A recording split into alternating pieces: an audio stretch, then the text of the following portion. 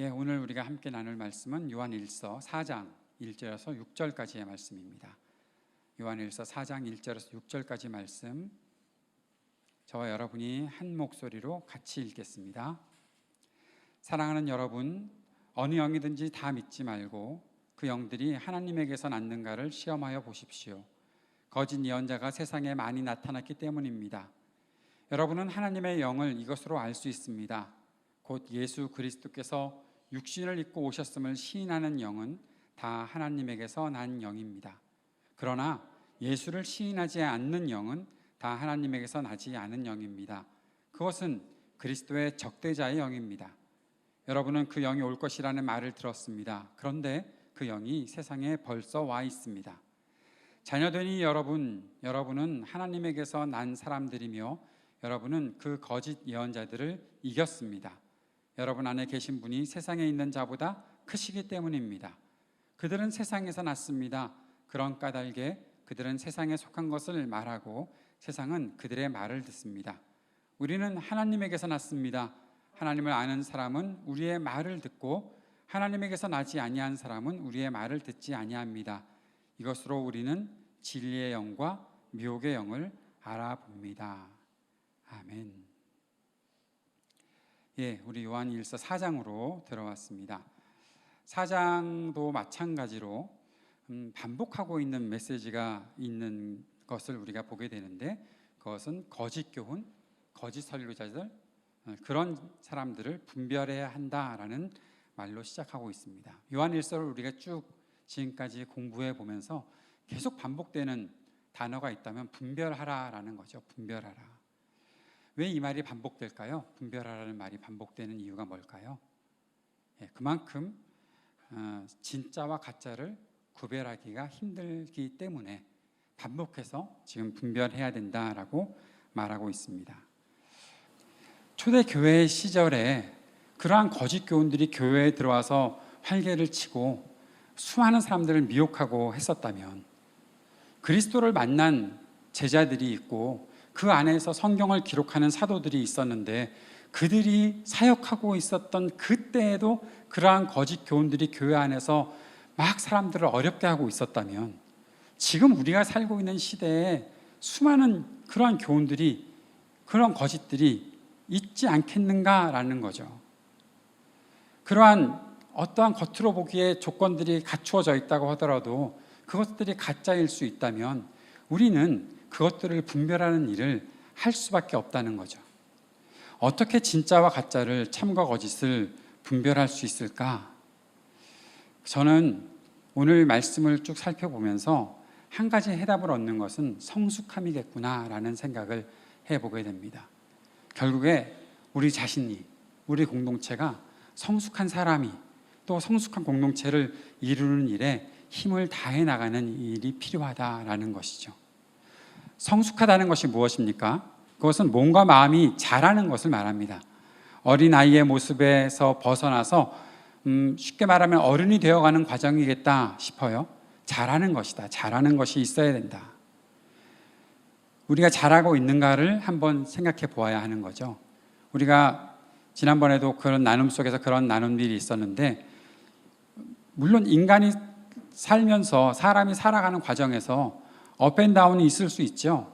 어느 날 잘 되는 것 같다가 좀 안 되는 것 같다가. 그런데 그러한 가운데서도 뭐가 있어야 된다고요? 조금씩 성장해 나가는 그런 곡선들이 우리들에게 있어야 된다고요. 어떤 사람이고 이렇게 일직선으로 쭉 자라는 사람은 없어요. 멀리서 볼 때는 그렇게 보이지만 가까이 들여다보면 그 일직선 같아 보이는 그 선이 결국에는 굴곡을 가진 그런 곡선으로, 그러나 계속 성장해 나가는 것이 된다는 것이죠. 이 성숙의 또 한 가지 의미가 있는데, 그것은 뭔가 하면 경험과 습관이 쌓이는 거예요. 내가 이러한 것들을 경험해보고 이러한 습관들을 자꾸만 훈련해 가는 과정들이 있다는 거죠. 말씀을 묵상하는 것도 마찬가지입니다. 말씀을 묵상을 정말 잘하고 싶은데 어느 날 갑자기 묵상이 막 잘 되거나 그런 일들은 잘 일어나지 않아요.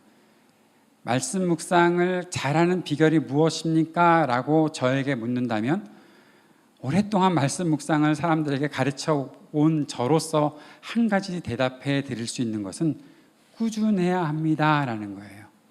꾸준해야 합니다. 가능한 매일매일이어야 하고 매일매일이 되기까지 하다가 말다가 하는 시간들이 물론 진행이 되겠지만 그것이 결국 매일매일로 연결될 수 있는 그러한 일들이 있어야 된다는 거죠. 그래야 내가 말씀 묵상하는 것이 더 이상 어색해지지 않고 익숙하게 성경을 펴고 성경 말씀을 읽어가는 과정들이 필요하다는 거죠. 아마 우리가 세번역 성경을 읽을 때 그것이 어색한 분들도 계시리라 생각을 합니다. 근데 그건 굉장히 반가운 소식입니다. 왜 그런가 하면 내가 그동안에 개역 개정이나 개역 한글로 성경을 많이 읽었기 때문에 어색한 거예요.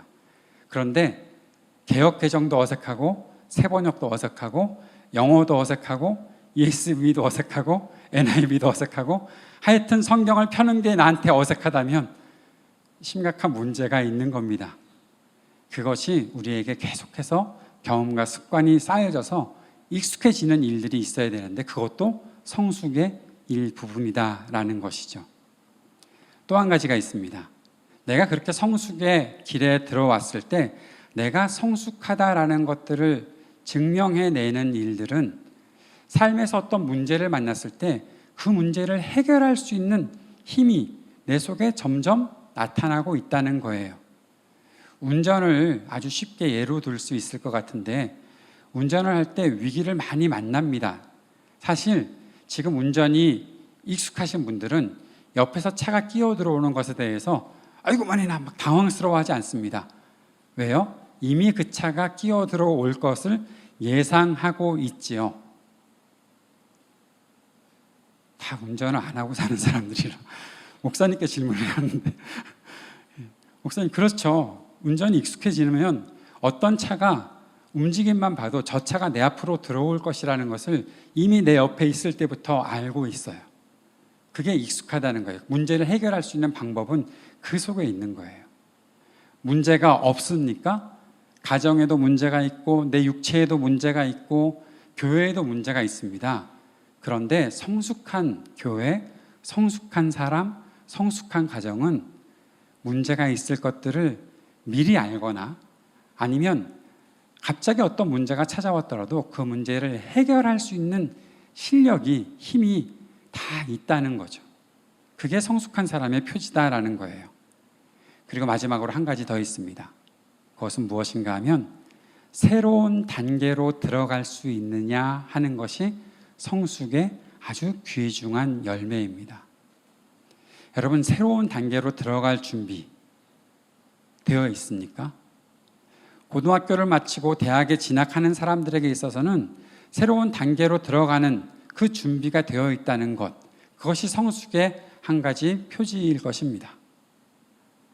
대학을 마치고 대학원에 들어가거나 직업을 구하는 것에 있어서도 그 자리에서 내가 설 수 있느냐 하는 것이 바로 우리가 성숙했느냐 하는 것입니다. 우리가 내 자신이 성숙하고 우리 공동체의 일원들이 성숙한가 하는 그 단계를 살펴보는 것이 굉장히 중요한데 왜 그런가 하면 우리는 새로운 교회를 추구하고자 하는 마음이 있는 거예요. 뭐 아주 다른 교회이겠습니까마는 그래도 하나님께서 우리에게 주시는 그 새로운 비전을 가지고 이 땅의 교회들이 갖고 있는 여러 가지 문제들을 조금이나마 해소해 나갈 수 있는 길들을 찾고 그러한 새로운 단계로 나아갈 수 있느냐 하는 그러한 모습이 우리 안에서 찾을 수 있어야 된다는 거예요. 그러기 위해 우리는 성숙해져야 되고 그 성숙의 열매들을 하나씩 내 속에서 증명해낼 뿐만 아니라 우리 서로가 그것을 맛볼 수 있는 길이 있어야 하겠다라는 거죠. 성숙한 사람, 성숙한 공동체를 이루기 위해서 내가 자라가고 있느냐? 내 경험과 습관이 이제는 익숙함이 되고 있느냐? 나의 삶에서 만나는 문제들을 내가 해결할 수 있는 실력이 쌓아져 가고 있느냐? 그리고 마지막으로 새로운 단계에 들어갈 수 있느냐? 그 사실을 한번 하나씩 점검해 볼 수 있어야 된다는 것이죠. 자, 이제 본론으로 들어와 봅시다. 믿음으로 사는 길에 성숙이 필요한데 아주 그 성숙이 필요한 이유가 무엇인가 하면 오늘 본문에서는 그 성숙이 필요한 것이 거짓 교훈을 분별해 내야 하기 때문이다 라는 사실로 말하고 있습니다. 우리들 가운데도 거짓 교훈들이 있을까? 우리가 살아가고 있는 교회, 우리가 맛보는 어떠한 교회와 이 땅의 신앙의 어떠한 모습들 속에 거짓 교훈들이 무엇이 있을까? 그것이 무엇인가를 우리가 판단해 보아야 하는데, 저는 이러한 정리를 한번 해봅니다.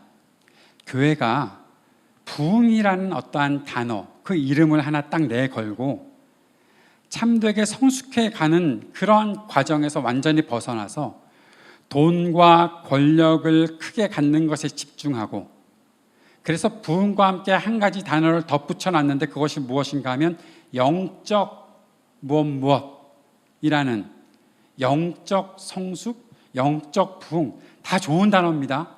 그런데 그것을 앞에다가 내걸고 그 단어만 붙이면 무조건 모든 것들을 다 허락해버리는 그러한 모습들이 교회에 들어와서 결국에는 우리가 온갖 거짓들을 우리 믿음으로 살아가는 이 신앙생활의 길에 장애물을 펼쳐놓은 것처럼 그러한 상황을 만들어 놓은 이 교회의 역사들, 이 사회의 어떠한 문제들, 그런 것들 때문에 우리가 잘 분별해낼 수 있어야 한다는 것이죠. 영적 성숙, 너무 좋은 단어거든요. 오스왈드 샌더슨가 그 사람이 쓴 책의 제목이 영적 성숙이에요. 한글 제목이. 그러면 그 책을 내가 버릴까요? 못 버려요. 귀한 책이라 버릴 수가 없어요. 그런데 그 말을 누군가 쓸 때 그 말이 그 속에서 진짜 참된 성숙을 말하고 있는 건지 참된 영을 말하고 있는 건지 우리가 분별해낼 수 있어야 된다는 것이죠. 사도 요한은 그 속에서 분별할 수 있는 능력을 갖추도록 권하고 그 방법을 설명하고 있습니다. 조금 더 자세히 얘기하면 참 하나님의 영을 가려내는 기준을 살피고 익히는 방법들을 말하고 있는 겁니다.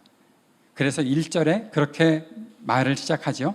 어느 영이든지 다 믿지 말고 그 영들이 하나님에게서 났는가를 시험하여 보십시오 라는 거예요. 만약에 우리 교회에 누가 들어올 때 우리는 당신을 시험해 봐야 되겠습니다 라고 얘기하면 그렇게 말하는 사람들이 있을지도 몰라요. 인터넷 그 접속 주소 찾느라고 애쓰고 찾아냈는데 나한테 그걸 찾겠다고 시험을 해본다고? 나 다음부터 접속 안 해. 그럴지도 모르고 5층까지 올라왔는데 4층도 아니고 5층까지 올라와서 땀을 뻘뻘 흘리며 올라왔는데 뭘 시험을 해. 이 정도 왔으면 내가 된 거지. 5층까지 올라온 것으로 한 점수는 80점 주고 시작해야지.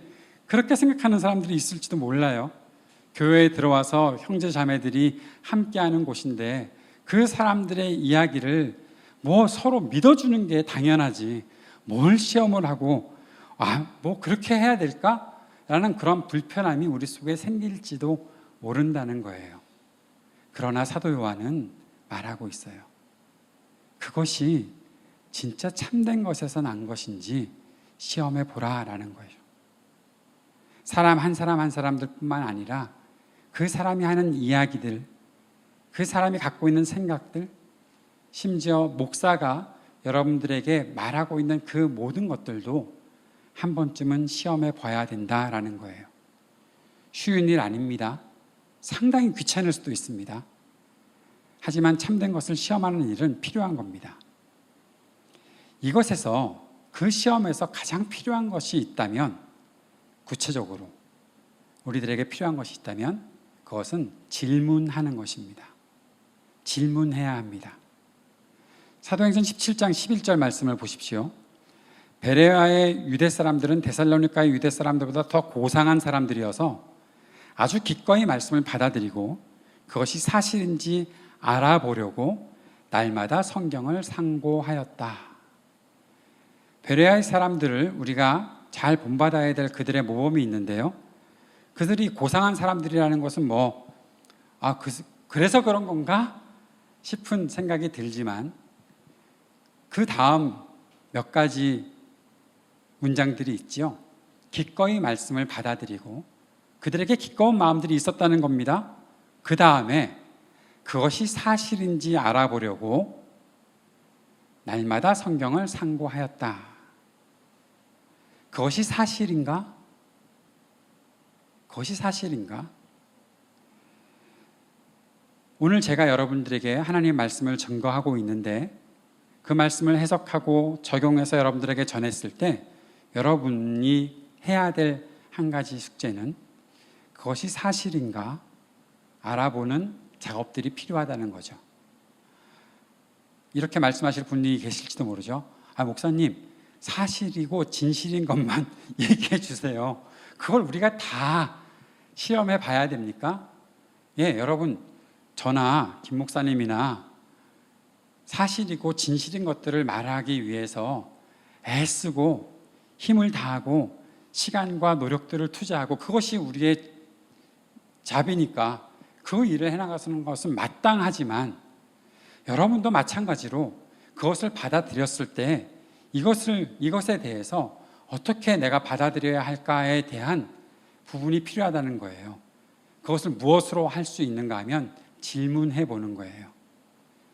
저는 우리 교회가 질문하는 교회가 되기를 바랍니다. 그것은 제 마음에 있는 것뿐만 아니라 김 목사님께서도 저와 함께 교회에 대한 이야기를 처음 나눌 때부터 그 이야기를 시작했었습니다. 질문하는 교회가 되자라는 거예요. 무조건 아멘을 강요하는 교회가 되는 것은 아니다라는 겁니다. 서로 눈치 보면서 마음을 닫게 하는 그런 교회 우리는 추구하지 않습니다. 생각하시고 질문하시고 그리고 더 깊이 연구해 보려는 마음들이 우리에게 있겠다라는 겁니다. 여러분 질문하셔야 합니다. 그러면 여러분은 그런 기대를 또 가지겠죠. 목사님들 대단하시다. 우리의 질문에는 다 대답할 수 있는 능력이 있으신가 보다. 김 목사님은 그러실 수 있을지 모르지만 저는 모든 것들을 다 대답할 능력이 없습니다. 저도 질문합니다. 여러분도 질문하고 우리가 하나님의 말씀을 받았을 때 이것이 진짜 그러한가? 우리가 역사적으로 볼 때나 우리가 이미 학자들이 밝혀놓은 것들을 같이 연구하고 또 그것에 대해서 우리가 받아들여야 될 것들이 무엇인지 연구하는 그런 과정들은 항상 같겠지만 우리가 거기에 더 나아가서 질문해야 될 것, 그렇다면 나는 그 말씀에 대해서 어떻게 받아들여야 하는가? 내가 그동안에 알고 있던 지식과 정보와 그런 모든 것들과 내 생활의 습관에서는 이 말씀이 어떠한 작용을 할까? 그러한 질문들이 우리들에게 있어야 된다는 것이죠. 왜 지금 이 시대에, 왜 지금 내가 살아가고 있는 이 현실에 그 말씀이 필요한가에 대해서 끊임없이 질문해야 한다는 것입니다. 하나님의 말씀은요, 가만히 있으면 우리를 가만히 두게 만듭니다. 그러나 하나님의 말씀을 내 속에서 살아 움직이게 만드는 작은 노력과 애씀이 우리들에게 생기게 되면, 그것이 성령의 인도하심을 받게 된다면 그 일들은 우리로 하여금 큰 에너지를 경험하게 한다는 겁니다. 우리 안에 정말 무엇이든지 질문할 수 있는 일들이 생겨나가야 된다고 생각하는 것은 그 질문에 대한 답을 찾기 위한 우리의 서로의 애씀이 결국 우리가 온전한 교회가 될 수 있도록, 우리가 말하고 있는 플랫폼 교회, 공공적 교회, 개혁적 교회, 진정한 그러한 교회가 될 수 있도록 만드는 큰 에너지를 그 속에서 얻을 수 있기 때문에 그렇습니다. 사랑하는 여러분, 우리 교회에서는, 하이브리드 3.0 교회에서는 무엇이든지 질문할 수 있습니다. 그것까지도 질문해야 됩니까? 라는 생각이 들어오면 그 질문도 하십시오. 이것까지도 질문해야 될까요? 라고 질문하고 함께 이야기 나눌 수 있었으면 좋겠습니다. 어떤 것이든. 답이 나옵니다. 어느 날. 그런데 그 답을 우리가 절대적이라 생각하고 단순히 받아들이는 것으로 그냥 끝내지 말고, 왜 그런 답이 나오고 그 답은 앞으로 우리가 살아가는 시대에 어떻게 적용될까 하는 것까지도 질문하고 생각해 볼 수 있었으면 좋겠습니다. 이미 우리가 그런 사실들을 경험하고 역사적으로 알잖아요. 사람들이 예전에는 이것이 답이다 라고 그렇게 얘기하고 살았지만 살아가는 과정 속에서 이것하고는 좀 다른데, 내가 그동안 못 봤던 모습이 있는데 라고 하면서 새로운 답이 출현하는 일들도 분명히 있기 때문에 우리가 답을 찾았어 라고 교만해지지 말고 겸손한 마음으로 이 답을 가지고 내가 살아가는 그러한 노력들이 있고, 또 이것이 앞으로 다가오는 미래에 어떠한 일들을 또 만들어 갈 수 있겠는가 생각해 볼 수 있는 그러한 질문과 끊임없는 연구가 우리 속에 있었으면 좋겠습니다. 하이브리드 3.0 교회의 우리 청년들, 그리고 언젠가 우리 교회와 함께 하실 노인들까지도 누구나 다 어떤 질문이든지 할 수 있는, 그래서 우리가 누군가의 질문을 듣는 것에 익숙해지는 그런 교회가 되었으면 좋겠습니다. 그러지 않았으면 좋겠는데 예배 다 끝나고 나눔이 다 끝나가는 시간이 됐는데 누가 갑자기 질문을 할 때 야 시간 다 됐어 그만해, 그런 일들은 없었으면 좋겠습니다. 그렇게 안 하기를 바랍니다. 넘어갑시다. 사실 이거 하나 가지고 설교하고 끝나고 그래도 될 것 같은데, 그 다음으로 좀 넘어가고, 오늘 안 되면 다음 주에 더 하고. 2절에 보십시오. 예수 그리스도께서 육신을 입고 오셨음을 시인하는 영은 다 하나님에게서 난 영입니다 라고 말하고 있습니다. 예수 그리스도, 그분이 하나님의 아들이신데 참 사람이 되어서 오셨다, 그것을 육신을 입고 오셨다라고 표현하고 있어요. 그것을 시인하는 영은 다 하나님에게서 난 영입니다. 이것은 우리가 잘 알고 있어야 되는 배경이 있죠. 영지주의자들은 결국 그들은 어디까지 나갔나 하면 예수님이 육체를 가지고서 이 땅에 안 사셨다고 말하고 있는 거예요. 부활하셔서 하나님 보좌 우편에 앉아 계시다는 사실을 안 믿으니까, 그 사실을 안 믿으니까 그냥 육신은 없었던 거야, 그냥 영만 있는 거지, 그러니까 우리도 그쪽만 추구하고 살면 돼 라고 말하는 일들이 그때에 있었기 때문에 사도 요한은 이 사실을 굉장히 강조하고 있는 거예요. 너 예수님께서 하나님의 아들이 살과 피를 가지신 진짜 사람으로 이 땅에 오셨다는 거 믿어? 그거 시인해? 아멘, 네 믿어요. 그러면 그래, 넌 하나님에게서 난 영이구나, 그렇게 생각해 보자라는 거죠. 이제 이 말을 우리는 어떤 식으로 적용하면 좋을까 고민하게 되잖아요. 우리는 이미 다 그렇게 알고 있지, 그래서 그러면 2절 지나쳐 버려? 그런데 지나치기는 좀 너무 아깝잖아요. 이런 적용을 해보면 어떨까 싶어요. 지금도 그런 사람들이 있거든요. 아까 얘기했던 것처럼 영적 부흥, 영적 성숙, 그러면서 교회 오면 영적만 중요하니까 거기에만 추구하는 그런 사람들에게 있어서 정말 너의 삶은 어떤데? 너의 생활은 어떤데? 라고 물었을 때 그리스도께서 사셨던, 그리스도께서 우리를 사랑하시기 위해 자신을 온전히 드리고 자신을 온전히 제물로 바치시고 자신의 목숨을 자기 친구들을 위해서, 자신의 제자들을 위해서 아낌없이 내어주는 최고의 사랑을 보여주셨던 그 주님의 사랑을 아는 사람으로서 나도 내 친구를 위해 내 목숨, 우리는 목숨을 어떻게 적용해 보자고 그랬죠? 내 시간, 내 돈, 내 재능, 내 노력 등등 내 인생 전체를 만들어 나가는 그 모든 것들을 내가 사랑하는 사람을 위해서, 내 친구를 위해서, 이 땅의 이웃들을 위해서 아낌없이 줄 수 있는 그런 사람이 되는가로 적용해 보자고 했었잖아요. 그렇게 살아가고 있는가 하는 것들로 적용해 볼 수 있겠다라는 거죠. 그리스도를 따르는 길은 단지 영적인 문제에만 있는 것이 아닙니다. 영적인 길이 아닙니다.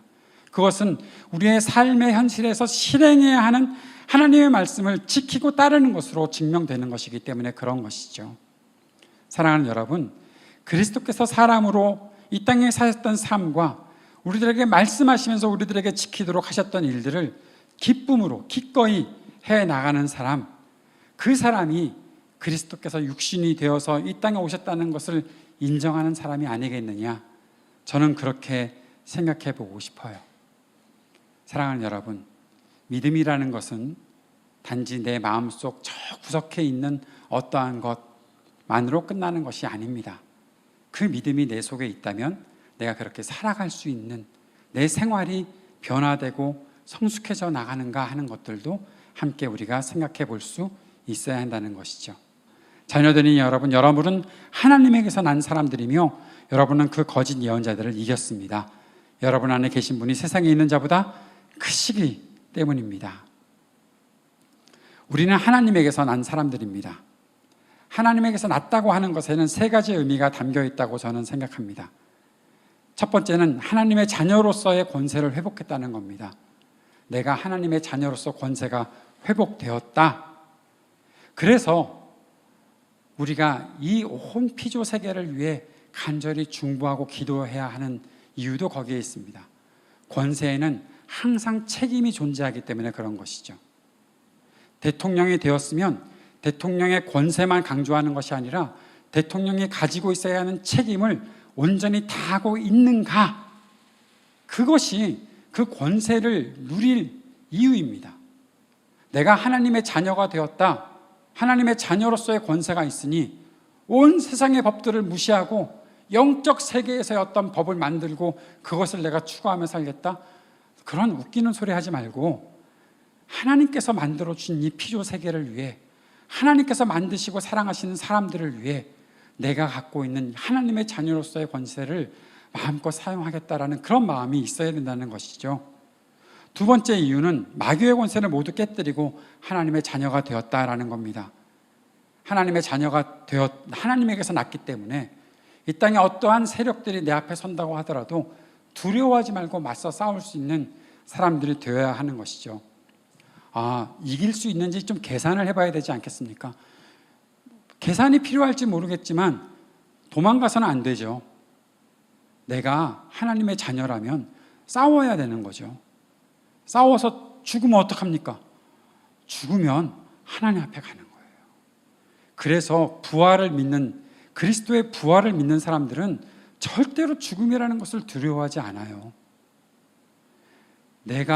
나와 함께하는 사람들이 안전할 수 있는 그러한 일들을 확보해 놓는 것은 무척 중요하지만, 결단하고 나아갈 때 그때 내게 다가오는 어떤 위기들을 겁내고 주눅들고 숨지 않고 맞닥뜨릴 수 있는, 그것이 하나님에게서 난 사람들의 모습이라는 것이죠. 세 번째는 날마다 하나님의 다스림을 받고 산다는 것을 의미하고 있습니다. 당신은 하나님에게서 난 사람입니까? 라고 물어보면 대답해야죠. 나는 오늘도 하나님의 다스리심을 받고 있습니다. 내가 오늘도 하나님의 말씀으로 살아가고 있습니다. 나를 다스려 주시는 분이 계십니다.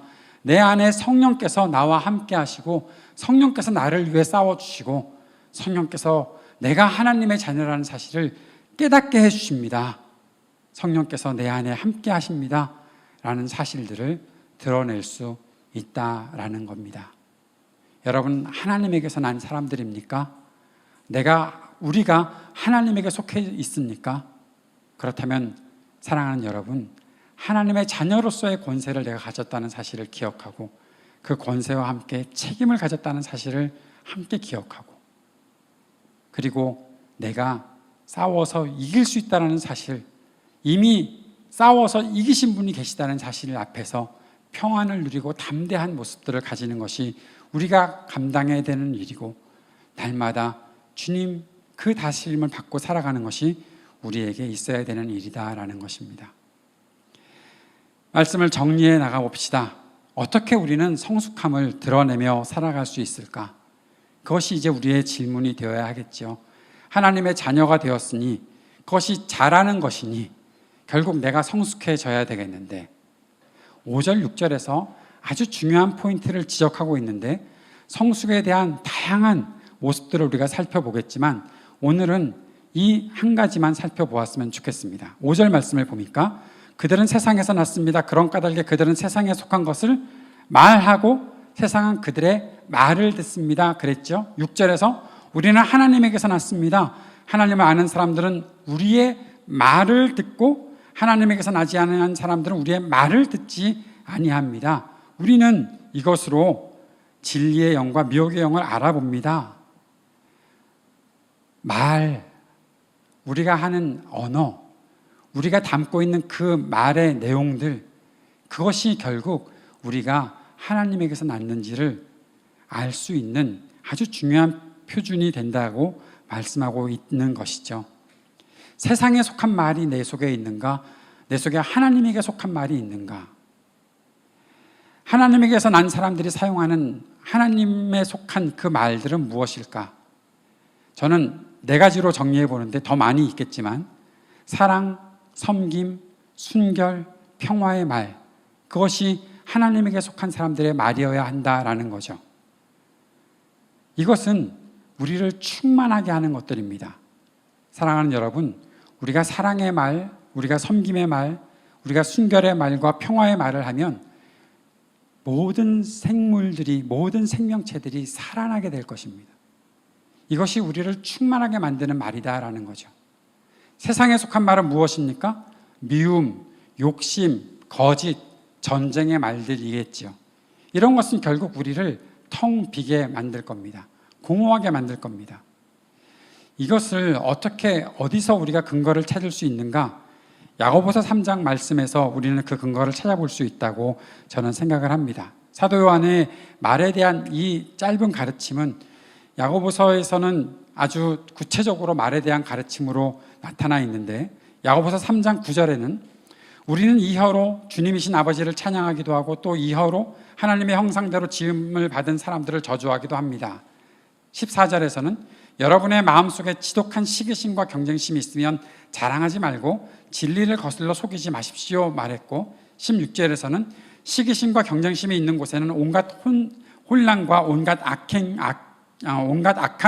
행위가 있습니다 그렇게 말했고, 17절에서는 그러나 위에서 오는 지혜는 순결하고 다음으로 평화스럽고 친절하고 온순하고 자비와 선한 열매가 풍성하고 편견과 위선이 없습니다 라고 말하고 있습니다. 말에 대한 가르침에 있어서 3장 17절에 오는 이 지혜가 결국 우리가 선택해야 될 말들을 분별할 수 있게 해주는데, 순결하고 평화스럽고 친절하고 온순하고 자비, 선한 열매가 풍성하고 편견과 위선이 없는 그러한 말들을 하게 한다라는 것이죠. 이것들이 왜 우리들에게 필요한가? 살리기 위해서요. 이러한 말들이 우리에게 필요한 이유는 사람을 살게 하기 위해서요. 세상의 기준을 따라가는 것이 아니라 하나님의 기준을 따라서 사람들에게 하나님의 그 영생이 들어가게 하고 그 영생으로 살아갈 수 있도록 하는 그런 사람이 되게 하기 위해서 이러한 말들이 필요하다는 것입니다. 이따 나눔의 시간에 한번 그러한 말들을 우리가 생각해보고 내가 담고 있었던 말들은 어떤 것인지 한번 성찰해보는 시간을 가지면 어떨까 싶습니다. 사랑하는 여러분, 왜 우리가 이렇게 말에 대해서 고민을 해야 될까요? 말을 왜 훈련해 나가야 될까요? 저는 말은 충분히 훈련할 수 있다고 생각을 하거든요. 그런데 말만 훈련하기 때문에 우리들에게 고민이 생기는 거예요. 말을 너무 뻔지르르하게 잘하는 사람들이 있기 때문에 우리들에게 고민이 생기는 거예요. 나도 좋은 말을 하는데, 여러분 아까도 말했지만 영적, 분별, 성숙, 너무 좋은 말인데 이것을 가져다 쓰는 사람들이 이것들을 다 변질시켜 놨기 때문에 우리는 그 속에서 무엇인가를 새롭게 발견하고 찾아야 되는 그런 과제들이 있어요. 우리가 지난 3장 18절에서 말과 혀로만 하지 말고 행함과 진실함으로 하자. 무엇을요? 사랑을요. 근데 우리는 사랑을 말로만 했을 때가 참 많잖아요. 말을 많이 하는, 오늘도 설교를 길게 하는 저 자신을 회개합니다.